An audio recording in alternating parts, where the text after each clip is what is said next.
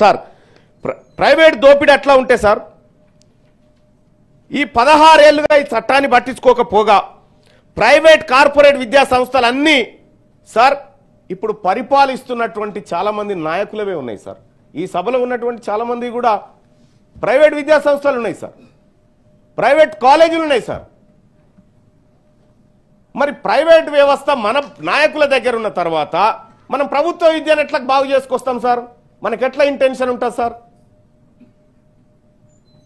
ఇవాళ అనేకమైనటువంటి యూనివర్సిటీలు sir, Malla Reddy university, Anurag university, ఇగో మా అన్నది ఏవిఎన్, మా అన్నది ఇగో మీ అన్నది యూనివర్సిటీ ఉందా, ఇగో డిపిఎస్, ఇగో డిపిఎస్, ఆ తర్వాత మా రవీందర్రావు అన్నది గౌతమ్ జూనియర్ కాలేజ్. ఇవన్నీ మనమే మన నాయకులే ఇటువంటి ఉన్న తర్వాత సార్ గవర్నమెంట్ విద్యను బాగు చేస్తామని మనం చెప్తే జనం నోరుతో నవ్వుతారు సార్. మనమే మోసం చేయబడితే మనమే ఆ విద్య గురించి ఇప్పుడు ఎట్లా అంటే సార్ గుండెలు బాదుకుంటున్నాం సార్ ఇలా విద్య గురించి. కానీ ఒక మాట గుర్తుపెట్టుకోవాలి సార్, ప్రభుత్వ విద్య లేకపోతే మనం అంతా ఏడ చదివినాం సార్? సర్కార్ బళ్ళలో చదవలేదు సార్ మనమంతా.